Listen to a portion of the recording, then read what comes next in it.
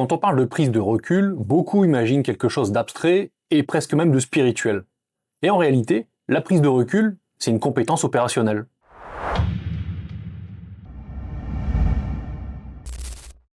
Un leader n'est pas celui qui pense plus vite, c'est celui qui pense plus haut. La prise de recul, c'est la capacité à sortir du bruit immédiat pour voir la structure du problème. C'est la compétence qui permet d'agir juste, même quand tout pousse à réagir. Dans les organisations, la plupart des erreurs ne viennent pas d'un manque de travail. Elles viennent d'un manque de recul. On se laisse entraîner par l'urgence, par le stress, par la pression du moment. Et quand on pense dans l'urgence, on pense avec les affects. Vous le savez. Les travaux de Kahneman sur les systèmes de pensée montrent que sous stress, on bascule dans la pensée rapide. Cette pensée rapide rassure, mais elle n'est pas fiable. La prise de recul permet donc de réactiver la pensée lente. La pensée qui analyse, qui distingue et qui choisit consciemment. Un leader qui ne prend jamais de recul devient un leader réactif. Il répond, mais il ne décide plus vraiment. La prise de recul consiste donc à reprendre la maîtrise de l'interprétation. Et ce point-là change absolument tout. Parce que ce ne sont pas les situations qui stressent un leader, ce sont les interprétations qu'il en fait. Quand on prend du recul, on arrête de confondre l'intensité du moment avec la gravité du problème. On remet les choses à leur juste taille. La prise de recul, c'est aussi la capacité à identifier les vraies causes. Pas les symptômes visibles, mais les mécanismes invisibles. Dans beaucoup de situations, ce qui semble urgent ne l'est pas. Ce qui semble grave ne l'est pas non plus. Mais on ne peut le voir que si on sort mentalement du terrain. Le recul, c'est une hauteur, pas une distance. Une équipe ne suit pas un leader parce qu'il sait tout. Elle le suit parce qu'il voit bien plus loin. Cette vision, cette hauteur, vient de la prise de recul. C'est elle qui évite les décisions impulsives, les réactions disproportionnées, mais aussi les erreurs stratégiques. Dans cette première partie, ce qu'il faut retenir, c'est que la prise de recul n'est pas un luxe intellectuel. C'est un outil de survie mentale et un outil de précision décisionnelle. Un leader sans recul devient prisonnier de l'immédiat. Un leader avec recul devient capable de créer du sens au milieu du chaos. La première manière de prendre du recul, c'est de ralentir volontairement son rythme interne. Parce qu'on ne peut pas penser correctement si le corps est en alerte maximale. Le leader doit prendre une respiration plus longue, poser sa voix et baisser légèrement le ton. Ce ralentissement du corps ralentit automatiquement la pensée. La deuxième manière, c'est de se poser une question simple. Qu'est-ce qui est réellement en train de se passer? Tout simplement. Pas ce que je ressens, pas ce que j'imagine, ce qui se passe. Cette question oblige le cerveau à quitter l'émotion pour revenir au factuel. Et le factuel est un excellent antidote au stress. La troisième manière, c'est de distinguer l'urgent du précipité. Urgent veut dire qu'il doit être traité rapidement, alors que précipité veut dire qu'il doit être traité sans réfléchir. Beaucoup de leaders confondent les deux, et cette confusion les pousse à agir trop vite, beaucoup trop vite. La quatrième manière, c'est de clarifier le problème avant de chercher la solution. Tant qu'on n'a pas clarifié le problème, toutes les solutions seront mauvaises. Et ça, il faut en être bien conscient. Le leader se demande, c'est quoi le vrai sujet? Souvent, le vrai sujet n'est pas celui qui fait le plus de bruit. La cinquième manière, c'est de formuler la situation avec des mots simples. Ce qu'on n'arrive pas à dire clairement, on n'arrivera jamais à le traiter clairement. Dire on a un problème de coordination ou on manque d'informations fiables permet d'éclaircir immédiatement l'action.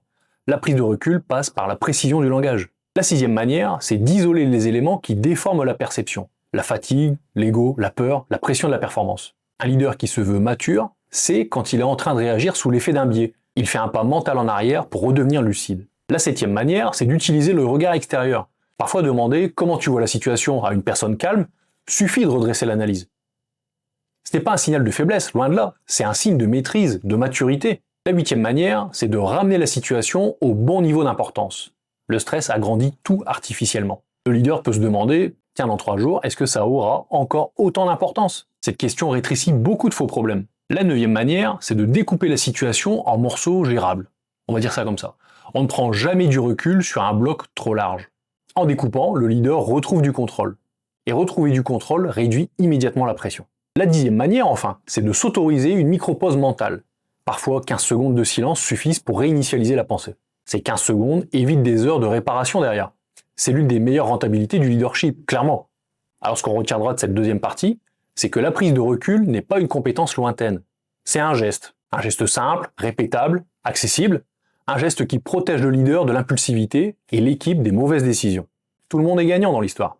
Ce qu'on découvre quand la prise de recul devient un réflexe collectif, c'est que l'équipe fait moins d'erreurs parce qu'elle ne réagit plus à chaud et surtout, elle réfléchit mieux, bien mieux. Donc une équipe habituée à prendre du recul ne s'emballe pas au premier signal de stress. Elle garde sa lucidité, même quand la situation bouge vite. La prise de recul devient alors un stabilisateur culturel et naturel, une manière de fonctionner et pas une exception. Les conversations deviennent plus calmes, plus posées, plus structurées. On ne confond plus le bruit de fond et le vrai sujet. Le leader n'est plus le seul à ramener de la hauteur dans les discussions. Les collaborateurs eux-mêmes commencent à dire « Attendez, on pose les choses ». Ce changement-là est un marqueur de maturité. C'est le signe qu'on passe d'une équipe réactive à une équipe plus réfléchie. Une équipe qui prend du recul se coordonne mieux. Elle analyse avant d'agir, elle ajuste avant de décider. Et la prise de recul réduit aussi les tensions internes, parce qu'elle empêche les interprétations rapides et les escalades émotionnelles. Quand quelqu'un dit « essayons de comprendre ce qui se passe vraiment », il coupe court à la dramatique. Il ramène du rationnel dans l'émotionnel. Et ça marche dans la vie de tous les jours, aussi bien chez vous, dans le cadre familial. Dans ces conditions, les conflits eux-mêmes deviennent plus légers. Ils ne gonflent plus d'hypothèses, ils restent factuels. La prise de recul transforme la vitesse de l'équipe. Pas en la ralentissant, mais en l'accélérant intelligemment. Parce qu'une décision réfléchie évite 10 corrections derrière. Et que chaque correction coûte plus cher qu'une seconde de lucidité. Une équipe qui sait prendre du recul devient plus fiable. Elle prend moins de risques inutiles, elle anticipe mieux, et surtout, elle voit plus loin. Cette capacité rend le collectif beaucoup plus robuste face aux crises. Parce que la panique ne s'installe pas quand la pensée reste haute. Dans cette vidéo, ce qu'on retiendra, c'est que la prise de recul n'est pas seulement un outil individuel. C'est un acte culturel, naturel, on l'a dit, qui transforme l'intelligence collective. Un leader qui installe la prise de recul ne rend pas son équipe plus lente. Il la rend plus précise, plus performante. Et cette précision, dans un monde saturé d'informations et d'urgence, est un avantage forcément décisif. C'est elle qui permet de diriger juste, même dans la complexité. Comme d'habitude, si cette vidéo vous aide à mieux comprendre ce qui se joue vraiment dans le leadership, pensez à vous abonner, à activer la cloche, à laisser un commentaire et à mettre un pouce en l'air. Ça me permet de continuer à vous proposer du contenu exigeant, utile, et je l'espère directement actionnable dans votre pratique de manager ou de dirigeant. On se retrouve très vite pour la suite, et d'ici là, prenez soin de votre leadership parce que c'est votre meilleur outil pour faire grandir les autres et pour continuer à grandir vous-même. Alors, à très bientôt.